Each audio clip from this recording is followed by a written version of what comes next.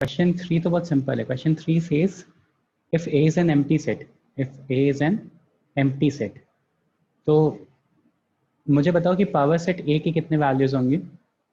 If A is an empty set, then the number of elements in the power set A will be, number of elements of power set A कितना आएगा? 1 आएगा.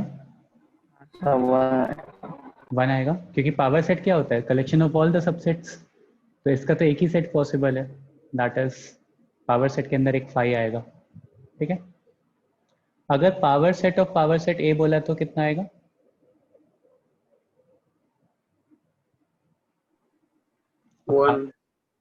2 आएगा बेटा. देखो कैसे 2 आएगा.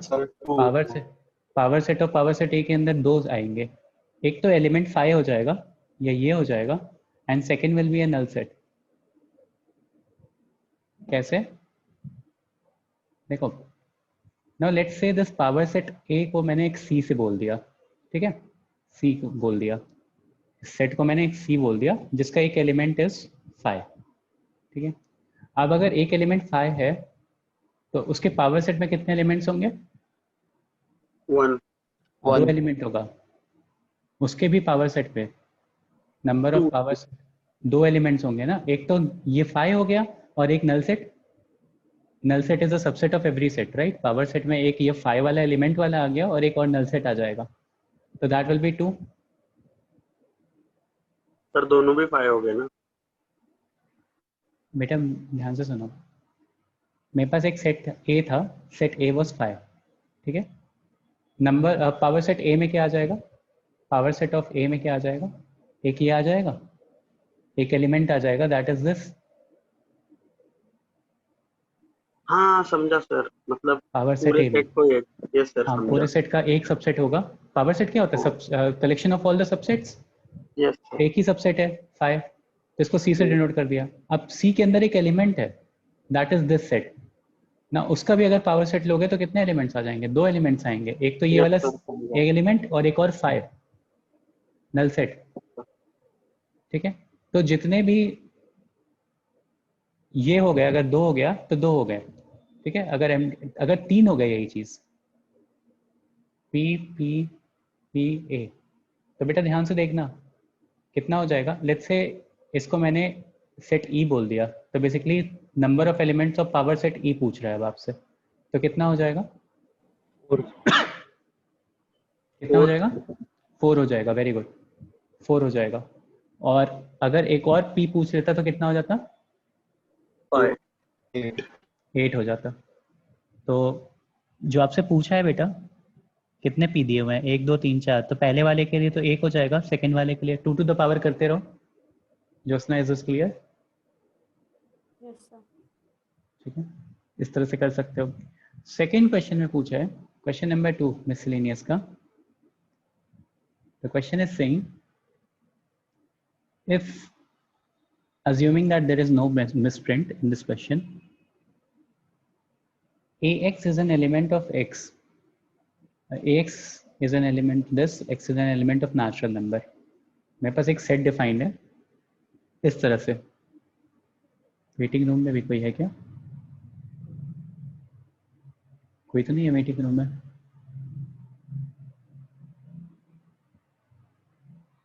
Okay.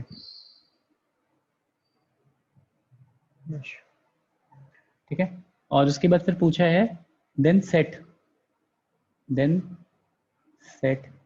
6n intersection 8n क्या होगा? 6n इंटरसेक्शन 8n क्या होगा? सबसे पहले तो ये सेट है क्या, ये कैन समझने की कोशिश करते हैं. ए क्या है? ए मुझे कुछ भी नहीं पता. एक्स क्या है? X I know. Okay. X is an element of natural number. So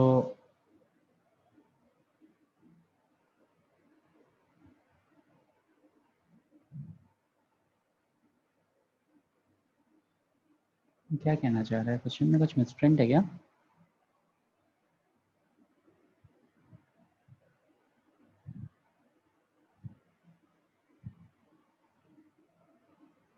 किसी को समझ में आ रहा है ये क्वेश्चन क्या कहना चाह रहा है? What this question is trying to say?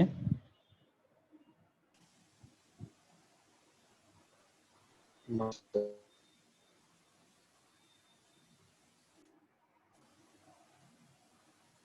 If an is equals to ax, then 4.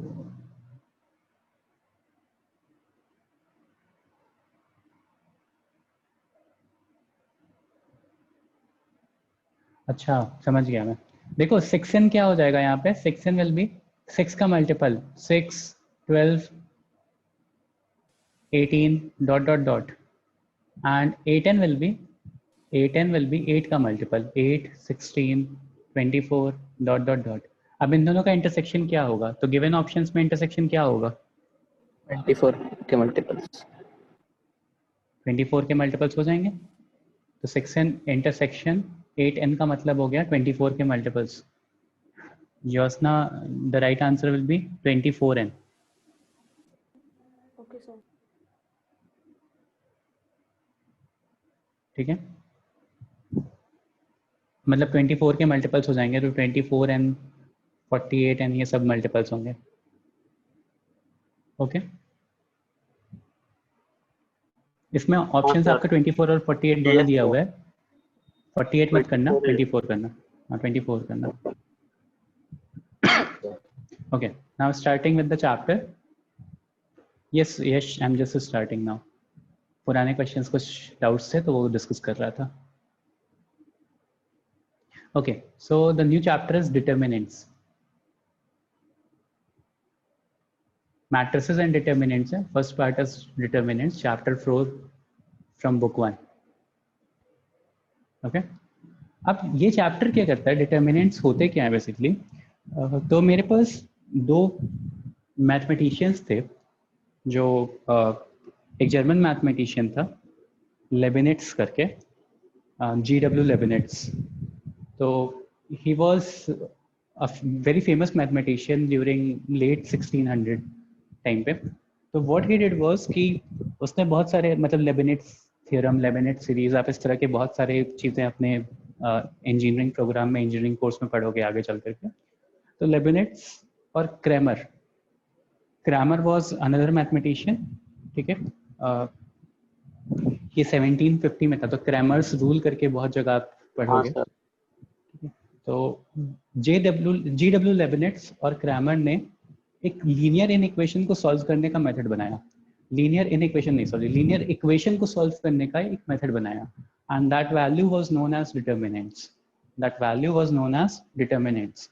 तो डिटर्मिनेंट क्या होता है, determinant is a representation of, एक तरह का रिप्रेजेंटेशन होता है जिससे हम फाइनल कैलकुलेशन निकालते हैं या चीज़ों को सॉल्व करते हैं। जैसे मान लो if I have, let's say, 2x plus 3y and 4x plus 5y, तो इसका determinant representation will be variables को इग्नोर मारते हुए 2, 3, 4 एंड 5, एंड फिर यहाँ से कैलकुलेट कर लेना। एज क्या करते हो आप, यहाँ पे इज इक्वल्स टू समथिंग दिया रहेगा, ठीक है, इज इक्वल्स टू समथिंग दिया रहेगा, z1 z2 कुछ भी दिया रहेगा। आप क्या करते हो, इस चीज़ों को ऐड या सब्सट्रैक्ट करने के लिए क्या करते हो, यहाँ पे मल्टीप्लाई करते हो बाई 2 से, फिर इन चीज़ों को ऐड करके फिर सॉल्व करते हो। सिस्टम ऑफ लीनियर इक्वेशन को सॉल्व करने का वे, लीनियर Yes, sir. इक्वेशंस को। यहाँ पे इन लोगों ने क्या किया कि 2 मल्टीप्लाई बाय 5 कर दो, बेसिकली कर वही सेम प्रोसेस रहे हो, 2 मल्टीप्लाई बाय 5 कर दो एंड 3 मल्टीप्लाई बाय 4 कर दो। तो देखो यहाँ पे इन्होंने क्या किया, क्रॉस मल्टीप्लाई किया।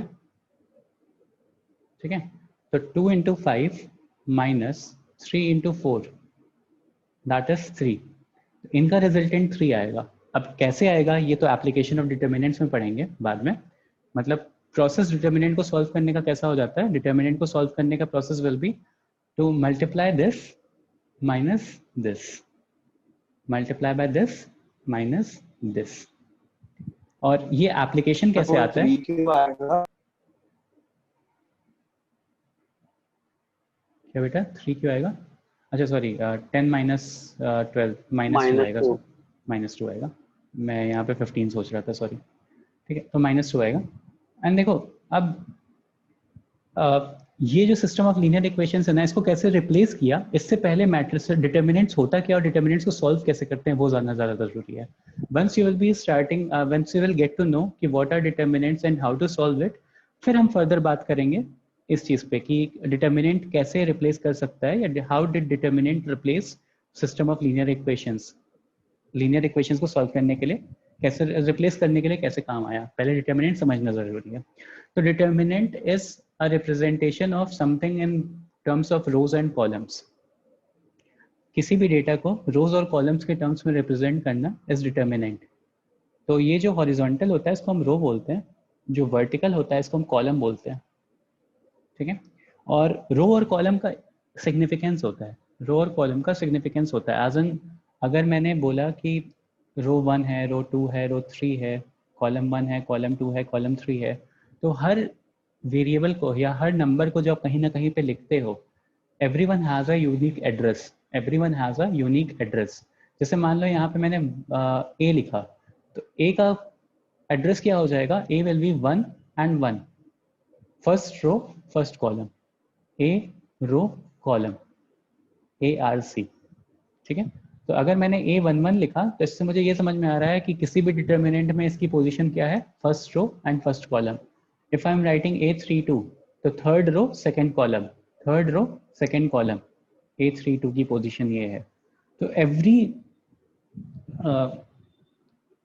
every variable और every element of a determinant has a unique address। उसका एक यूनिक एड्रेस होता है जिसको हम रोज और कॉलम्स के टर्म्स में डिटरमाइन करते हैं, ठीक है। तो डिटर्मिनेंट इज समथिंग जिसको हम रोज और कॉलम्स के टर्म्स में रिप्रेजेंट करते हैं।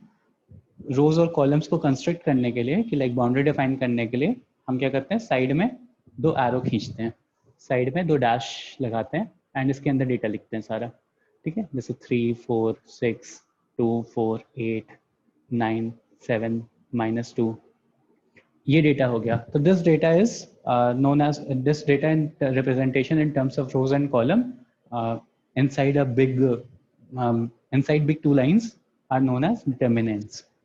अब इसको सॉल्व करने का वे क्या होता है या इसको एक्सपैंड करने का वे क्या होता है या इसका सिग्निफिकेंस क्या होता है।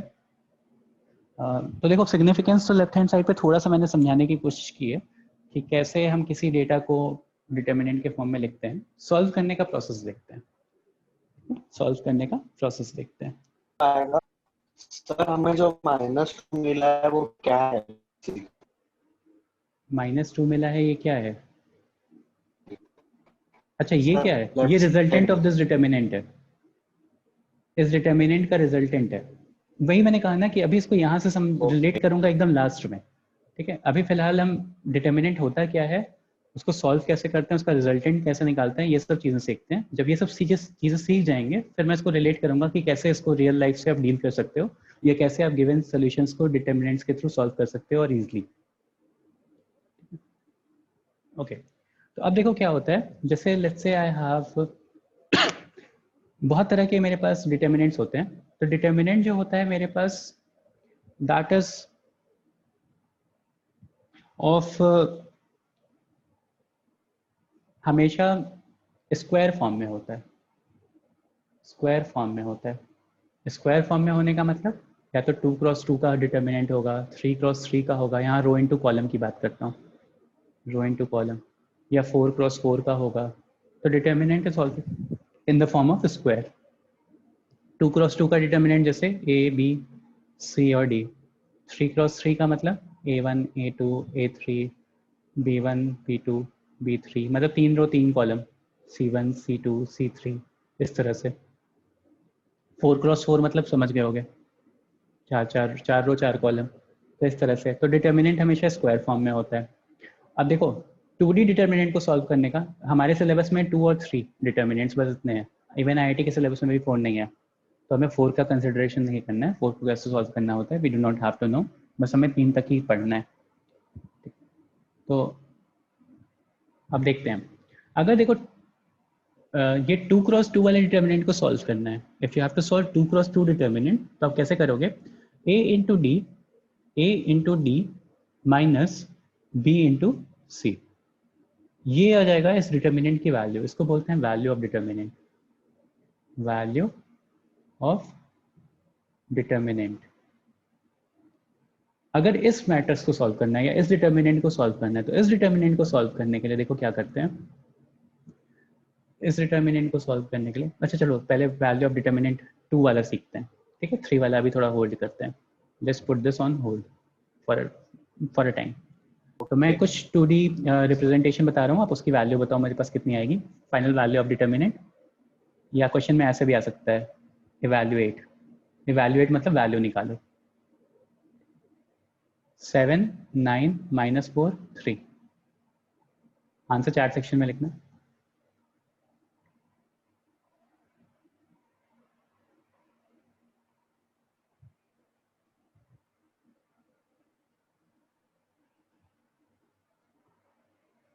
करेक्ट तन्मय। कस्तूब गलत है बेटा, सही आ रहे हैं।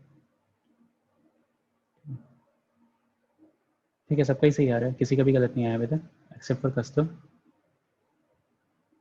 क्या करेंगे इसमें? 7 × 3, 7 × 3 माइनस 9 × -4, तो यहाँ से 21 माइनस 36, दैट इज 57 आ जाएगा।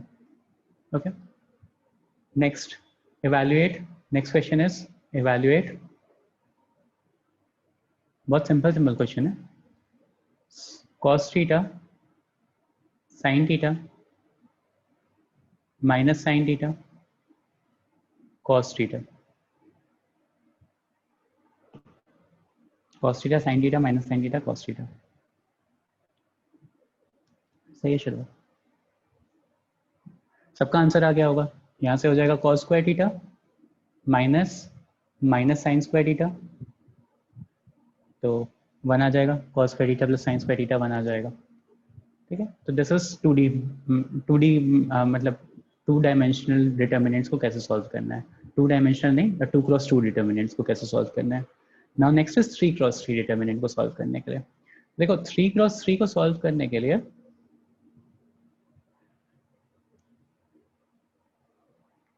Let's say I have x, y, z, a1, a2, a3, b1, b2, b3। Okay, तो द फॉर्मूला इज, देखो ध्यान से,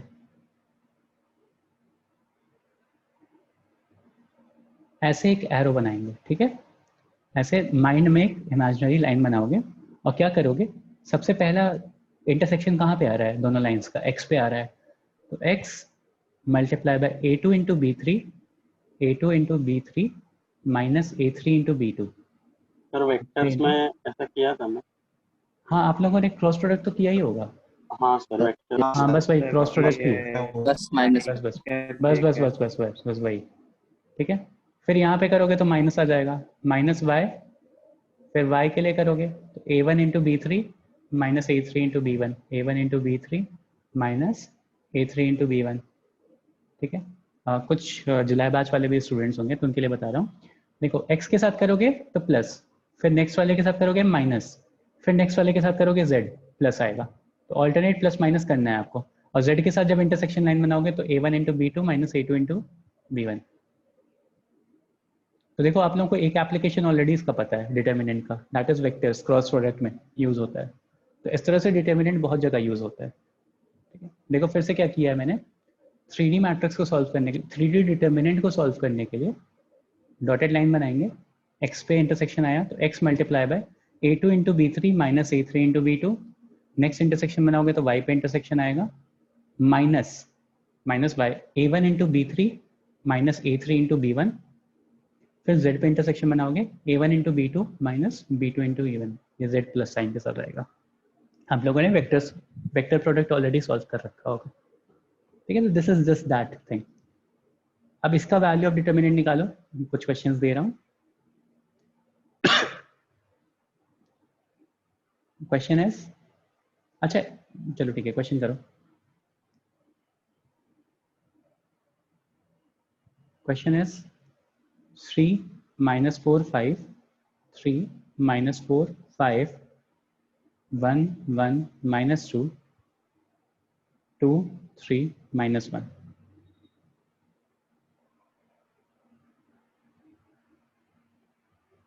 Yes, yes, everything will be taught in the IIT lectures, not to worry। जो भी chapters आपको यहाँ पढ़ाए जा रहे हैं, जब भी ये IIT वाले लेक्चर्स में काउंटर होगा तो you will be given a thorough knowledge of all this things. IIT वाले लेक्चर में भी एकदम बेसिक से ही स्टार्ट होगा।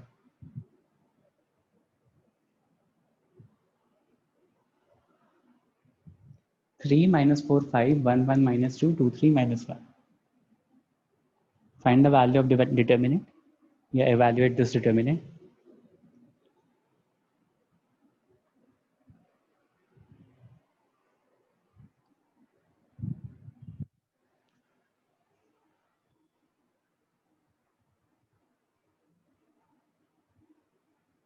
Very good Aryan. मोहित गलत आ रहा है बेटा, कैलकुलेशन मिस्टेक होगी. सही है जिया.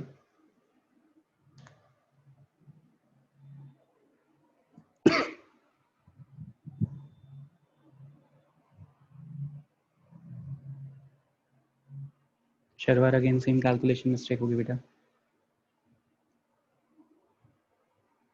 आर्यन टी कैलकुलेशन मिस्टेक, तन्मय कैलकुलेशन मिस्टेक, यश गलत है बेटा.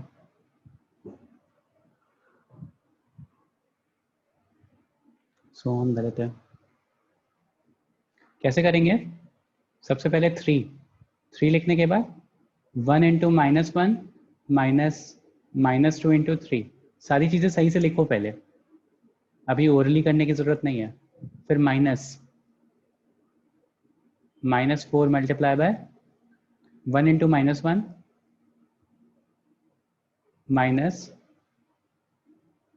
-2 इंटू 2 प्लस 5 1 इंटू 3 -1 इंटू 2. ठीक है, अब इसको सॉल्व करते हैं. यहाँ से आ जाएगा -6 + 6 और यहाँ से आ जाएगा -1. 12 है. 32 है राइट आंसर. तो यहाँ से आ जाएगा 3 इंटू 5 15. पहले वाले से 15 आया. माइनस इंटू माइनस प्लस कर लेते हैं इसको. ठीक है, तो अब यहाँ पे आ जाएगा -4 + 4 +4 -1 मल्टीप्लाई बाय +4. कितना हो जाएगा? 12 + 12 आ गया. यहाँ पे कर लेते हैं तो 3 - 2 1 हो जाएगा मल्टीप्लाई बाय 5 तो +5. तो कितना आ गया? 32. 32 इज द राइट आंसर. थोड़ा सा भी कैलकुलेशन मिस्टेक करोगे तो गलत हो जाएगा. एक सिंबल बहुत इंपॉर्टेंट है. एक माइनस एक प्लस बहुत इंपॉर्टेंट है.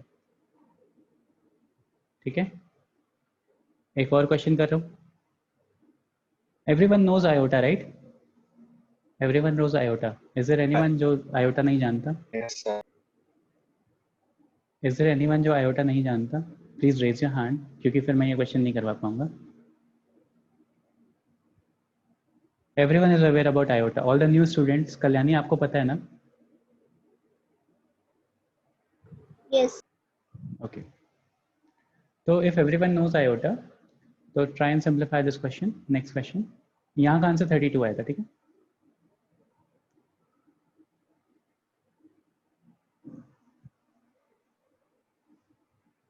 टू माइनस आयोटा ये एक ही टर्म है.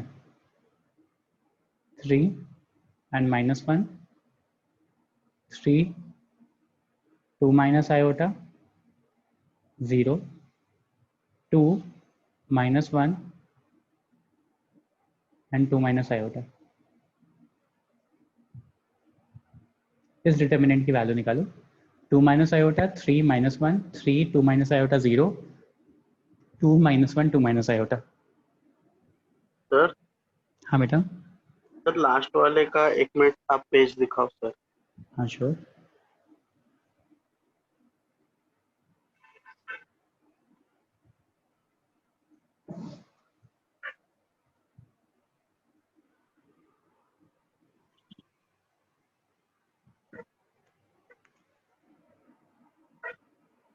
सर इसमें लास्ट वाले ब्रैकेट में 5 इंटू -5 -15 आ रहा है सर.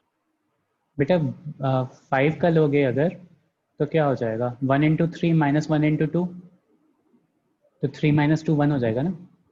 हाँ यस सर. सॉरी सर मैंने वो. हाँ,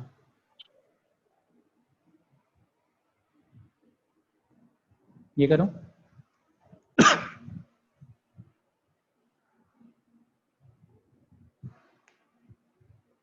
to minus iota 3 -1 3 2 minus iota 0 2 -1 and 2 minus iota. Where iota is equal to -1। Answer बताओ।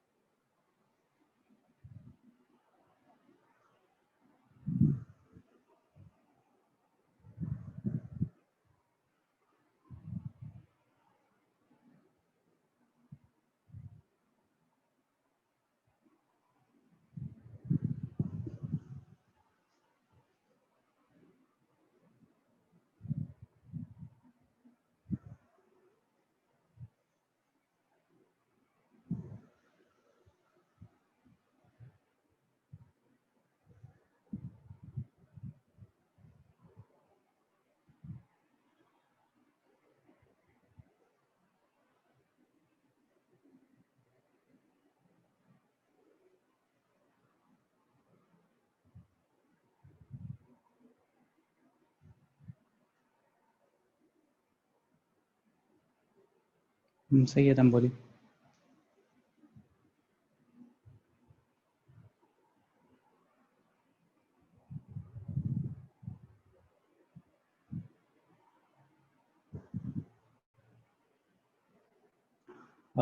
मैथ्स के लेक्चर में सिंस मुझे थोड़ा ज़्यादा टाइम रिक्वायर्ड होता है, तो मैं क्या करूँगा ना, I will be asking for a 1.5 hour lecture, that is okay with you guys. क्योंकि एक लेक्चर में 1 घंटे में आधा घंटा कॉन्सेप्ट समझाओ, फिर 2-3 क्वेश्चन करवाओ, टाइम निकल जाता है, पता भी नहीं चलता। और एक एक चैप्टर 4-4 लेक्चर खींचता है। तो सिंस चैप्टर में भी कॉन्सेप्ट ऐसे है ना कि नए नए हैं, प्लस सारी चीज़ें पढ़ानी है, मुझको स्किप नहीं कर सकता। क्योंकि अगर डिलीटेड पोर्शन स्किप भी, मतलब स्किप कर सकता हूँ for sure, but I do not want कि आपको पार्शियल नॉलेज मिले। पढ़ा रहे हो तो सही से पढ़ो, अच्छी सारी चीज़ें। तो मैं 1.5 आवर्स का लेक्चर करवाऊंगा नेक्स्ट सेशन से, जब भी हम लोग का नेक्स्ट वीक से सेशंस पढ़ेंगे। तो everyone is okay with that right? क्योंकि आप लोग के बाकी सारे लेक्चर्स 1 घंटे के होते हैं। Yes sir. ठीक है, इसका आंसर बताओ। करेक्ट जिया, करेक्ट। तंबोली का आंसर आ ही गया था। कैलकुलेशन मिस्टेक मत करना बेटा, बाकी सब सही है। बाकी क्वेश्चन कॉन्सेप्ट में कुछ भी नहीं है पढ़ाने के लिए। Main thing is calculation in this, मतलब अभी वाले पार्ट पे। सही है शर्वार।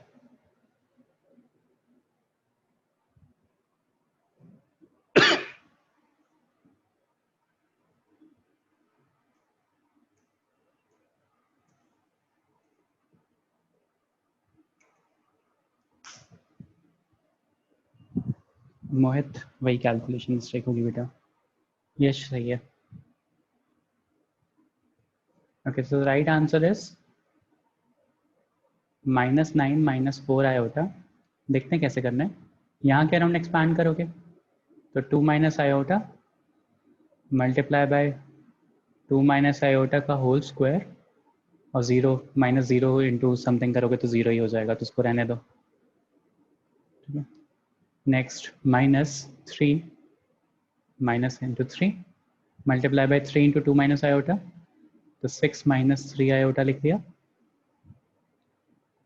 और वापस से 0 से मल्टीप्लाई करोगे तो 0 ही रहेगा, 0 इंटू 2 0 ही रहेगा, तो रहने देते हैं। नेक्स्ट प्लस -1 मल्टीप्लाई बाय -1 से मल्टीप्लाई करते हैं, तो 3 - 1 विल बी -3 -4 प्लस 4 आयोटा। देखो ध्यान से, 3 into -1 will be -3, -2 into this, तो -2 into 2 -4, -2 into this +4 iota, sorry +2 iota आएगा। ठीक है, -2 into iota minus iota +2 iota. ठीक है, अब सबको सॉल्व कर लो।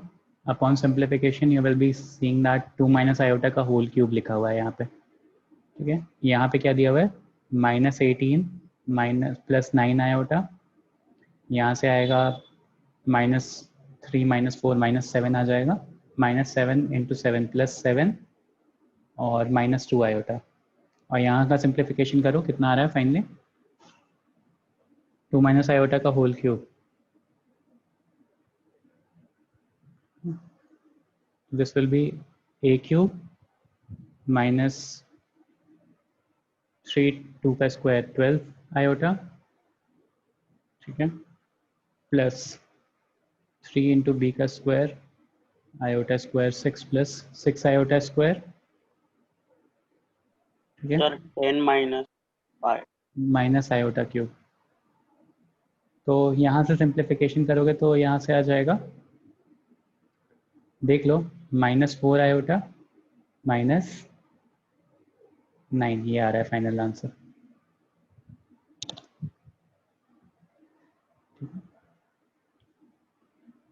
तो आई होप कर लोगे एवरीवन।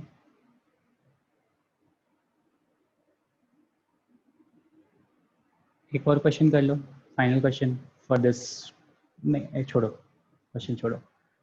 अब देखो ये क्वेश्चन सबको क्लियर हो गया ना, करना कैसे, मतलब मल्टीप्लिकेशन करना है, यहाँ का मल्टीप्लाई करोगे इन दोनों का माइनस ये, यहाँ माइनस साइन के साथ मल्टीप्लाई करना है ये दोनों माइनस ये, फिर यहाँ प्लस साइन के साथ करना है ये दोनों माइनस ये मल्टीप्लिकेशन में, और फिर सबको ऐड कर देना। तो फाइनल जो भी आंसर बचेगा that is the thing, that is the whole concept to solve the, to evaluate the value of determinant. Next is minors and cofactors. क्या होते हैं माइनर्स एंड कोफैक्टर्स? बहुत इजी से कॉन्सेप्ट है, ध्यान से सुनना। अगर मेरे पास कोई 3x3 मैट्रिक्स लेट से दिया हुआ है, 3x3 मैट्रिक्स दिया होगा तो A1 1 A12 A13 A21 A22 A23 A31 A32 A33, address के साथ लिख दिया मैंने, ठीक है, रो और कॉलम, पहले रो आता है बाद में कॉलम आता है। तो अब देखो माइनर क्या हो जाता है, minor is basically you have to solve every determinant but you do not have to multiply। मतलब क्या है इसका कि M11 माइनर ऑफ M11 क्या हो जाएगा, solve the determinant but do not multiply with A11। तो A22 A33 minus A23 A32, ये मल्टीप्लिकेशन होगा obviously. A22 multiply by A33 minus A23 multiply by A32।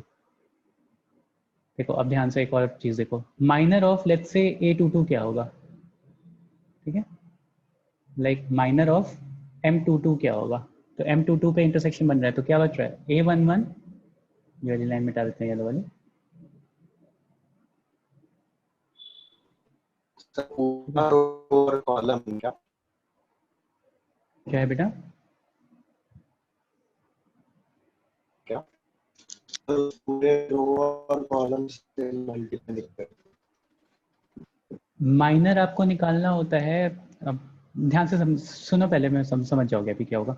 M22 का माइनर क्या होगा, M22 as in second row और second column का minor क्या होगा, सेकेंड रो और सेकेंड कॉलम ये वाला पोजीशन हो गया, यहाँ का minor will be A11 multiply bye A33, A11 multiply bye A33 minus A13 multiply by A31,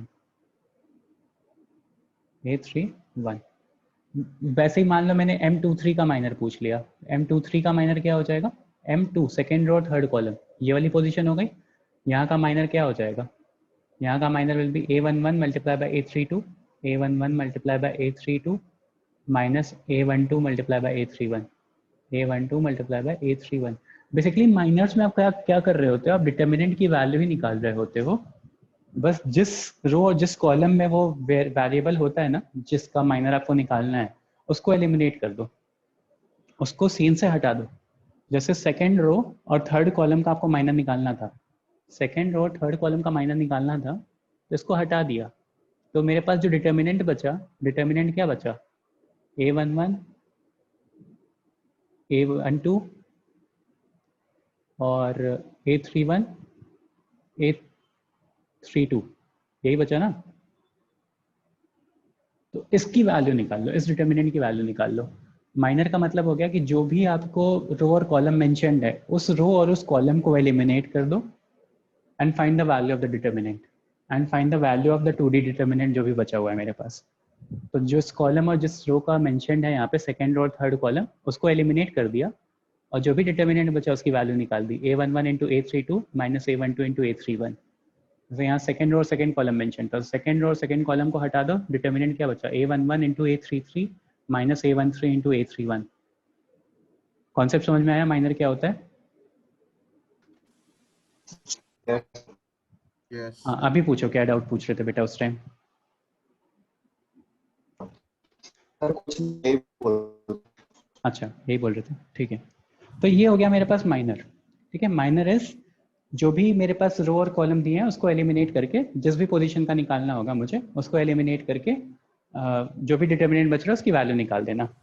तो अगर मैंने माइनर्ड मैट्रिक्स बनाई तो माइनर्ड मैट्रिक्स क्या हो जाएगी, सॉरी माइनर्ड डिटर्मिनेंट बनाया तो माइनर्ड डिटर्मिनेंट क्या हो जाएगा, ये M11, M12, M13, M21, M22, M23, M31, M32, M33। इसको बोलते हैं माइनर्ड डिटर्मिनेंट, माइनर्ड डिटर्मिनेंट। माइनर्ड, अगर आपसे बोल गया कि फाइंड द माइनर्ड डिटर्मिनेंट, तो माइनर डिटर्मिनेंट का मतलब ये हो गया कि हर जगह का माइनर निकालना है आपको, 1 1 के लिए भी, 1 2 के लिए भी, 1 3 के लिए भी, एंड सो ऑन, और सबकी वैल्यूज एक डिटर्मिनेंट में प्लेस कर देनी है।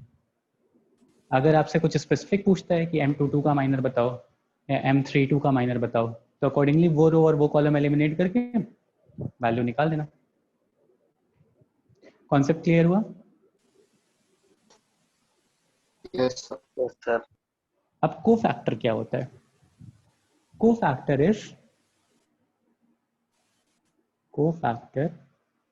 is -1 to the power I plus j into mij, -1 to the power I plus j into mij,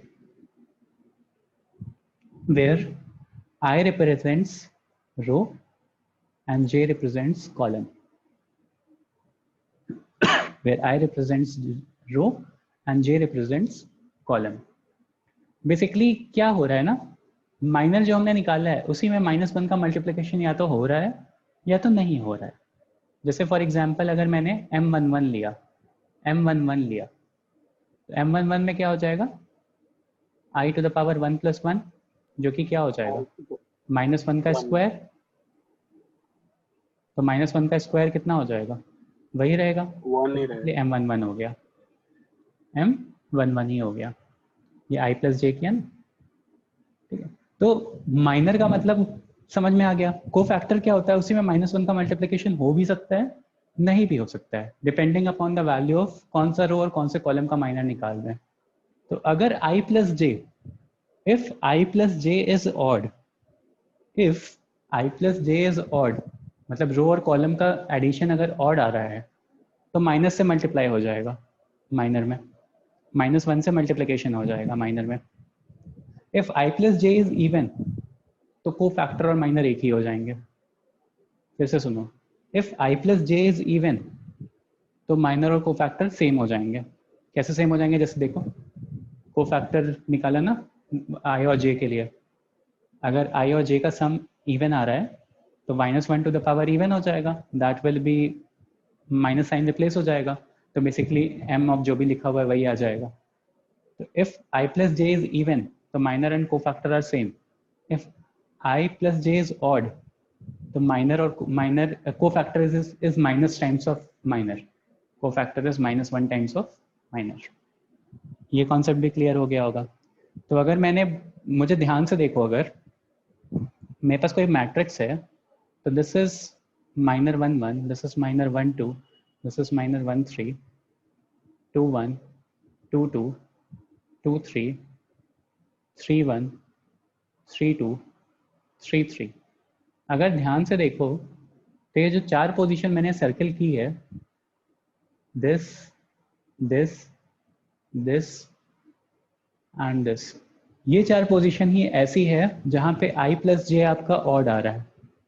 These 4 positions are the one where the value of I plus j, column plus रो का addition का value odd आ रहा है, correct? तो इन 4 position पे जो भी value लिखी है उसमें एक माइनस साइन सब्स्टिट्यूट कर दोगे ना तो वो को फैक्टर हो जाएगा। बाकी सारे का सारा वैसे ही रखो। जैसे एक एग्जाम्पल लेकर के चलते हैं, ठीक है, जैसे एक एग्जाम्पल लेकर के चलते हैं।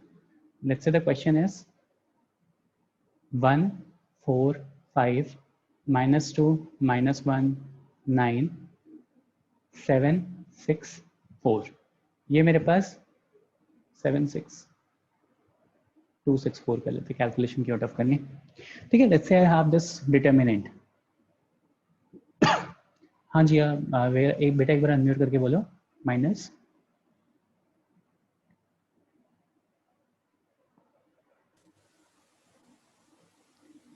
ठीक है। तो हम यहाँ का माइनर निकालते हैं। तो 1 यहाँ का माइनर निकालो, डिटर्मिनेंट कितना आ जाएगा, -4 माइनस 9 6 54, -4 -54 कितना आ जाएगा, -4 -54 -58 आ जाएगा। नेक्स्ट यहाँ का माइनर निकालो, तो -2 × 4 -8 -8 -18 कितना आ जाएगा, -26। यहाँ का माइनर निकालो, तो -12 +2 -12 +2 कितना हो जाएगा, -10। समझ में आ रहा है बेटा कैसे निकाल रहा हूँ। M11 निकालने के लिए क्या करोगे, Yes, sir. 1 और इस पे लाइन बना दोगे, इसको सॉल्व करो, ठीक है। तो यहाँ पे ये एक चीज़ और ध्यान देना, जैसे M12 निकालता हूँ ना, तो डिटर्मिनेंट सॉल्व करते वक्त यहाँ पे माइनस डालते हैं, -4 मतलब ये वाली वैल्यू को माइनस लेते हैं, बट माइनस सॉल्व करते वक्त ऐसा कुछ भी नहीं है। माइनस सॉल्व करते वक्त एकदम 2D मैट्रिक्स जैसे, मतलब 2 वाला डिटर्मिनेंट जैसे सॉल्व कर रहे थे ना, एकदम बेसिक वाला AD - BC, बस वही करो, ठीक है। तो ये किया। फिर सिमिलरली आप यहाँ का भी निकाल लो, तो यहाँ का निकालोगे तो क्या हो जाएगा, 1 × 4 4 -10 तो -6 आ जाएगा। यहाँ का आ जाएगा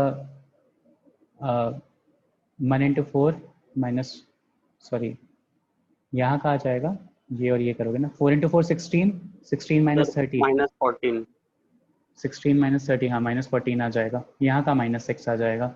और यहाँ का निकालोगे तो 1 × 6 -8 -2, ठीक है। एंड वापस से लास्ट वाली रो का भी निकालते हैं, तो 4 × 9 36 36 + 5 41।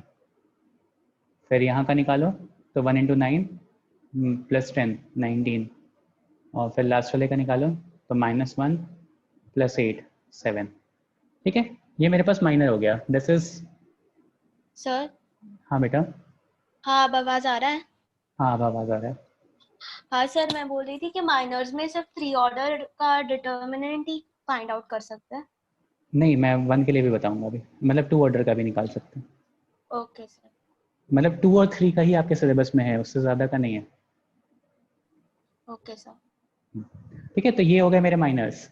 अब देखो कोफैक्टर में क्या करना होता है, कोफैक्टर में -1 to the power i + j into mij निकालना है। और कोफैक्टर को कैपिटल A से डिनोट करते हैं, कैपिटल A से डिनोट करते हैं, जैसे माइनस को कैपिटल M से डिनोट करते हैं, कोफैक्टर को उससे डिनोट करते हैं। तो देखो क्या हो जाएगा, जहाँ i + j की वैल्यू ऑड आ रही है वहाँ माइनस साइन से मल्टीप्लाई कर देना है, ठीक है। तो कोफैक्टर्ड मैट्रिक्स मेरा कैसा हो जाएगा, ये माइनर्ड मैट्रिक्स है, माइनर्ड डिटर्मिनेंट है, minored determinant, Sir, this is matrix or determinant same क्या? कोफैक्टर्ड डिटर्मिनेंट नहीं, मैट्रिक्स इज डिफरेंट, ठीक है। अब देखो यहाँ पे क्या आ जाएगा, i + j some is even, तो यहाँ पे -58 का -58 ही आ जाएगा। इन 4 पोजीशन पे फोकस करना, दिस पोजीशन, दिस माइनस का पोजीशन, प्लस हो जाएगा। इन दोनों पे -1 मल्टीप्लाई होगा, ठीक है। बाकी सब जगह सेम हो जाएगा। ये पॉइंट मैं बता रहा था लास्ट वाले लेक्चर में, मतलब लास्ट वाले पेज पे, -6 और यहाँ पे 2 हो जाएगा, and this is 41, this is -19, this should be -19 and this will B -7। तो ये देखो ये 4 पोजीशंस पे साइन चेंज हो गया है। तो this is my cofactored matrix, cofactored determinant, ठीक है। इसको डिनोट करने के लिए this is A11, capital A12, capital A13 and so on. So this is the concept of minor and codeterminant, cofactor, sorry, minor and cofactor, ठीक है। तो this was the whole concept।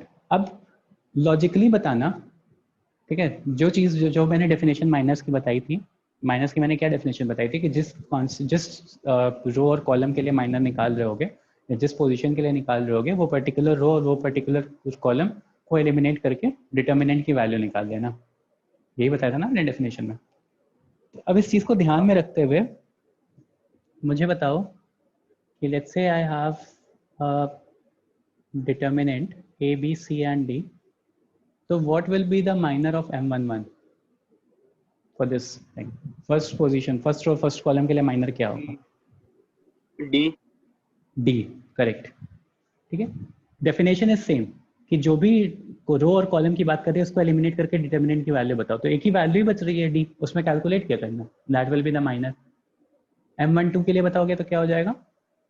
C. C. 1 और 2 रो C हो जाएगा। M22 A. और M21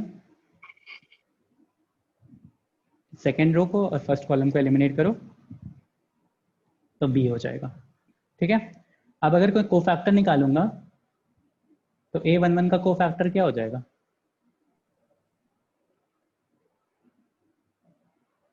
A11 क्या होता है बेटा? कोफैक्टर क्या होता है? -1 to the power I plus J multiply by minor D ही रहेगा। तो मेरे पास ऑड पोजीशन क्या कौन कौन सी है? देखो 1 1 1 2 2 1 2 2, ऑड पोजीशन पे माइनस साइन आ जाएगा। ठीक है, तो अगर माइनर्ड मैट्रिक्स लिखोगे तो माइनर डिटर्मिनेंट लिखोगे तो क्या आ जाएगा? D, C, B and A. This is my minered determinant. Minered determinant. And cofactor determinant क्या हो जाएगा इसका? D minus C minus B and A. This is my cofactored determinant. जी आपको क्लियर हुआ अभी? हाँ सर। बाकी लोग, इज दिस कॉन्सेप्ट क्लियर कि माइनर और कोफैक्टर होते क्या हैं? Yes, sir. 3 वाले में और 2 वाले में कैसे कैसे करना होता है, सब क्लियर होगा, बहुत सिंपल से कॉन्सेप्ट है। तो ठीक है, क्वेश्चन करते हैं। अच्छा, कोफैक्टर को कैपिटल ए की जगह कैपिटल सी से भी डिनोट करता है, तो ध्यान रखना कोफैक्टर को कैपिटल ए की जगह कैपिटल सी से भी डिनोट करता है। ठीक है, आपकी बुक में कैपिटल सी से डिनोट किया हुआ है, आईआईटी में we will be denoting it capital A, और एनसीईआरटी में भी कैपिटल ए दिया हुआ है। तो रिप्रेजेंटेशन दोनों से हो सकता है, capital C and capital A. तो रिमेंबर दिस कोफैक्टेड के लिए। ठीक है, ओके, तो क्वेश्चन इज, एक क्वेश्चन करते हैं। क्वेश्चन इज 1 2 -3 1 2 -3 -2 0 4 5 -1 3, इसका माइनर्ड डिटर्मिनेंट निकालो। Find the minus and cofactors of the element of the determinant. तो सारे एलिमेंट्स के लिए माइनस और कोफैक्टर्स निकालो बेसिकली। तो find the minored matrix, basically minored determinant निकाल दो, या find the minored minors of all the elements. MINORS, minors, cofactors, CO factors, FACTORS। तो एक बार निकालो फाइनल सारा माइनर क्या आ रहा है।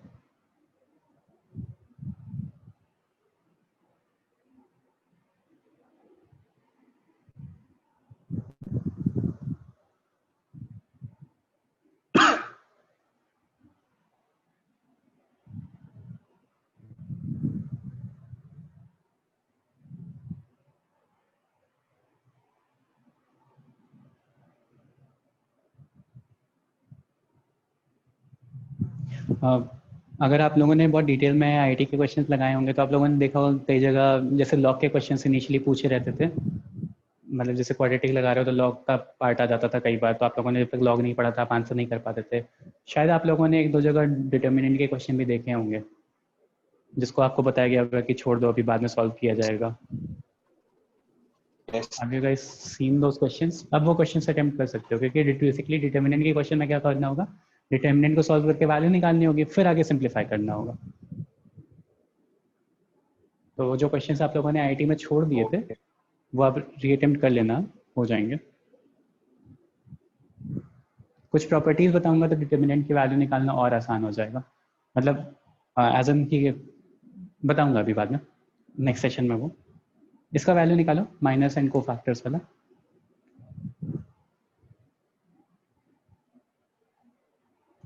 ऐसे आंसर करने की जरूरत नहीं है कि M11 ये होगा, C11 ये होगा, ऐसा कुछ भी लिखने की जरूरत नहीं है। एक बार माइनर्ड मैट्रिक्स में लिख दो ABCDEFGHI, ABC एक साथ लिख लेना, स्पेस दे देना, DEF फिर GHI। मैं समझ जाऊंगा कि आप कैसे बात कर रहे हो।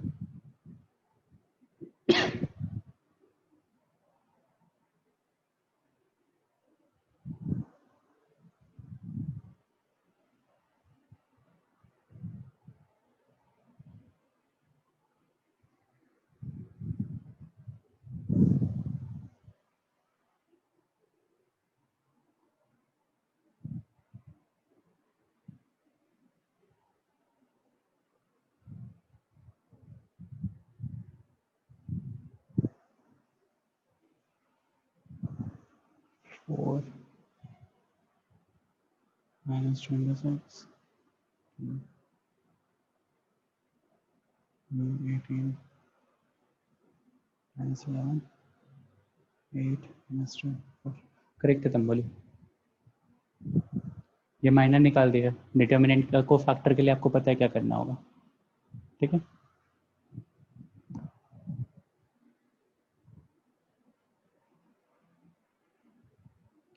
सो हम बेटा माइनर बताया ना आपने, सोहम आपने माइनर बताया right. Yes.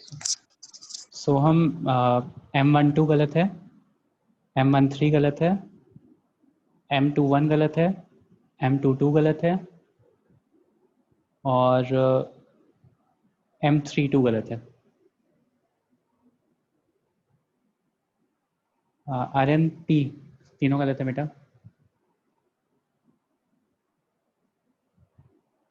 4 minus 6 2, go to 3, 18 minus 11, 8 minus 2 4, ठीक है। मैं एक बार आंसर लिख रहा हूँ यहाँ पे, everyone please match it. Minor matrix क्या आ रहा है, क्योंकि ऐसे बहुत मुश्किल हो जा रहा है चेक करना, आपके लिए भी लिखना बहुत मुश्किल हो जा रहा है। एक और चीज़, do not use this square brackets, use a straight line. Square brackets use करते हैं तो मैट्रिसेस हो जाते हैं।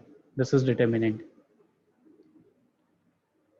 तो इसका फाइनल माइनर मैट्रिक्स आ रही है 4 minus 22, 4 minus 26 2, 3 18 minus 11, 3 18 minus 11 and finally 8 minus 2 4, 8 minus 2 and 4। देख लो जिसने भी कैलकुलेशन मिस्टेक की होगी, यहाँ का निकालोगे तो क्या आएगा, 0 into 3 0, माइनस ऑफ माइनस 4 तो +4 हो जाएगा। यहाँ का निकालोगे तो 2 into 3 6, -6 और -20 -26। सर वो -3 होगा, A13 this will be -3। Sir. ये बेटा मैंने A1 माइनर्ड, हाँ सर वही मतलब A1 A1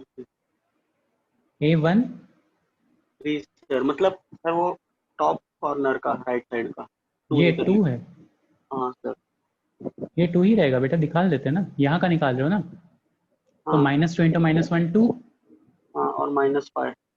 -5 क्यों, 0 multiply by 5 करोगे तो 0 हो जाएगा ना। अच्छा हाँ। ठीक है, यस सर। ठीक है। तो that is the right minored matrix. इसी का कोफैक्टर्ड मैट्रिक्स निकालना होगा तो क्या आ जाएगा, sorry cofactored determinant. Do not focus on the word matrix, मेरे मुंह से बार बार निकल रहा है मैट्रिक्स, इग्नोर इट। 26 2 -3 3 2 18 वाला 10 होगा ना। 8 2 and 4, क्या कह रहे हो बेटा। 3 2 वाला 10 होगा ना? 3 थर्ड रो सेकंड, ये वाला निकाल हाँ लेते हैं। सर। 1 into 4 4। नहीं सर, हो गया। इतने छोटी छोटी सी चीजें कैलकुलेशन कर रहे हो गलत। सर अब वो मैं क्या बताऊं? गलती से चेंज हो जाते। सही तरह से क्या कहते हैं, लाइन बना करके करो, दिमाग में सही तरह से इमेजिनेशन लेके करो। थोड़ा सा भी इधर उधर होगा ना तो गलत आएगा। इसमें कैलकुलेशन मिस्टेक के ही चांसेस हैं, बाकी कॉन्सेप्ट वाइज कुछ बहुत टफ नहीं है। हाँ सर, तो ओके 4 + 6 आएगा ना इधर? बेटा फिर से देखो ध्यान से। 4 माइनस 1 into 4 माइनस, हाँ सर, हाँ। ठीक है, तो 4 माइनस 6 करोगे तो -2 ही बचेगा। और को फैक्टर निकालने के लिए वो 4 पोजीशंस याद रखना, उन 4 पोजीशन को नेगेटिव कर देना, ठीक है। और निकालने का कॉन्सेप्ट कैसा रहेगा, लिखने का रिप्रेजेंटेशन। मान लो ये क्वेश्चन 4 नंबर में आ गया तो कैसे करोगे, आप लिखोगे M11 is equals to 0 into 3 minus 4 into -1 which will be 4। और फिर C11 निकालोगे तो -1 1 + 1 M11, तो that will be equal to 4। ऐसा लिखोगे आप हर एलिमेंट के लिए। सर ऐसा एग्जाम में लिखेंगे? हाँ एग्जाम के लिए बता रहा हूँ कि ऐसा जब भी एग्जाम होगा तो you will write like this. मतलब एक आप लिखोगे, एक के लिए आप करके दिखाओगे कि M11 is basically this thing, मतलब एक के लिए आप सॉल्व करके दिखाओगे, फिर आप सिमिलरली लिखोगे M12 will be equal to MC12 equal to, आप सिमिलरली करके फिर फाइनली सारा लिख सकते हो, ठीक है। बट एक के लिए आपको करके दिखाना पड़ेगा लेफ्ट साइड पे या मेन उसमें कि आप कर क्या रहे हो बेसिकली। क्लियर? माइनर को फैक्टर Yes. निकालना किसी को भी दूंगा तो निकाल सकता है ना इजीली। बेटा कैलकुलेशन मिस्टेक करोगे बस, बाकी उससे ज़्यादा कुछ कॉन्सेप्ट में कुछ नहीं है पढ़ाने के लिए। जिस रो का माइनर निकालना, जिस रो जिस कॉलम का, उसको एलिमिनेट कर दो मैट्रिक्स में से, डिटर्मिनेंट में से, एंड बाकी डिटर्मिनेंट की वैल्यू निकाल लो। और वो जो 2D वाला मैट्रिक्स मैंने दिया था ना, अगेन 2D वाला जो डिटर्मिनेंट मैंने दिया था ना, ये वाला कॉन्सेप्ट याद रखना, ठीक है। ये 1 नंबर में पूछ सकता है, ठीक है। तो आज के लिए होल्ड करते हैं एक्सरसाइज 4.1। सर देखो अभी वो एग्जाम में वो माइनर्स का भी डिटरमिनेंट बनाना है। अगर बोलेगा कि find the determinant of the minors, तो आप डिटर्मिनेंट बना के फाइनली रिप्रेजेंट कर दोगे। अगर क्वेश्चन में बस इतना आया कि find the value for the minors, तो सारी वैल्यू निकाल करके छोड़ दोगे। M11 will be this, M12 will be this, and so on. Sir 1 marks के लिए आपने कौन सा वाला बोला? ये वाला जो पेज खुला हुआ है बेटा, ये 2x2 वाला डिटर्मिनेंट का माइनर निकालना। छोटा क्वेश्चन में डायरेक्टली पूछ सकता है 1 नंबर में कि M22 की वैल्यू क्या होगी या C22 क्या होगा, यस सर। ठीक है। Thank you. ओके एक्स देखो जी, आप क्या कह रहे हो बेटा? सर इन बोर्ड्स और CET the related question can be asked. Boards में तो बोर्ड्स तो बेटा बात की बात हो गई, अभी 12th की बात हो गई, उसका तो सिलेबस इंटायरली डिफरेंट है जिया। एंड स्कूल के एग्जाम में the related portion will not be asked for the school paper, the related portion will not be asked, but CET exam के लिए इंपॉर्टेंट है, सीईटी एग्जाम के लिए इंपॉर्टेंट है। तो that is why I was saying कि मैं कोशिश ये करूंगा कि सारी चीज़ें पढ़ाऊँ, अनलेस एंड अनटिल एकदम ही एक्सेप्शनल ना आ जाए कि हाँ ये इसका बिल्कुल ही यूज़ नहीं होगा। और अगर मैं ऐसा कोई कॉन्सेप्ट छोड़ूंगा भी ना, तो आई विल इंश्योर कि आपका सीईटी एग्जाम के लिए वो आपके आईटी वाले लेक्चर्स में कवर हो जाएगा। जैसे let's say application of determinant is out of the syllabus, तो अगर मैं यहाँ पे नहीं पढ़ाऊंगा तो फॉर श्योर मैं इतना इंश्योर करूंगा कि वहाँ पे कवर हो जाए, जिससे कि आपका सीईटी एग्जाम अच्छे से कवर हो जाए, ठीक है। तो आप उसके लिए टेंशन मत लो, मैं सिलेबस कुछ भी कट ऑफ नहीं करूंगा, मुझे कितने भी एक्स्ट्रा लेक्चर्स देने पड़े, ओके। क्योंकि आप लोगों की बुक सीईटी एग्जाम के लिए बहुत इंपॉर्टेंट है, तो I am aware about that, तो do not worry. Sir CET के लिए स्टेट बोर्ड का सिलेबस रहता है? नहीं, स्टेट बोर्ड सिलेबस तो वही रहता है ना जो स्टेट बोर्ड में है, मतलब या जो आईआईटी का पोर्शन है। बट सीईटी में क्या होता है, कुछ टॉपिक्स एक्स्ट्रा होते हैं, जैसे मैथमेटिकल रीजनिंग हो गया, मैथमेटिकल लॉजिक्स हो गया, जो आपके आईआईटी का पार्ट नहीं होता, लेकिन आपके स्टेट बुक में वो कवर्ड रहता है, स्टेट बोर्ड्स की बुक्स में। तो दैट इज़ वाई अगर वो आउट ऑफ सिलेबस भी हो जाएगा बाई चांस तो भी मैं पढ़ाऊँगा। I will arrange special lectures. अभी क्लास 12th के लिए भी मैंने स्पेशल लेक्चर्स अरेंज किए थे, CET स्पेसिफिक लेक्चर्स, जिसको CET का एग्ज़ाम देना है उसके लिए, उनके लिए। तो मैंने वो सारे टॉपिक्स वहाँ पे भी पढ़ाए हैं और आप लोगों को भी पढ़ाऊँगा। तो आप बिल्कुल एकदम जितना मैं कह रहा हूँ उतना करते रहो, everything will be very sorted for you guys. Exercise 4.1 assignment है। नेक्स्ट लेक्चर से 1.5 आवर्स का लेक्चर रखूंगा। देखो अभी पढ़ाना शुरू ही किया था और अभी लेक्चर खत्म हो गया। हार्डली 2 कॉन्सेप्ट बता पाया हूँ कि डिटर्मिनेंट को एवेल्युएट कैसे करना है वो आप लोगों को पहले से आता था, और माइनर और कोफैक्टर होते क्या हैं। बट ठीक है, अब जितनी रेस्ट्रिक्शन है उस हिसाब से चलना पड़ेगा। तो सॉल्व एक्सरसाइज 4.1 सबमिट कर देना, आज ही कर देना। 6 क्वेश्चंस हैं। Everyone try and solve this and submit by today itself. Okay sir. Sir submit का करना मुझे व्हाट्सएप करो, पर्सनल पे। हाँ पर्सनल पे व्हाट्सएप कर दो। Okay sir. ठीक है, आप लोगों का नेक्स्ट लेक्चर अभी 5 मिनट्स बाद शुरू होगा ना? नहीं सर, लास्ट नेक्स्ट लेक्चर हो गया। लास्ट लेक्चर था।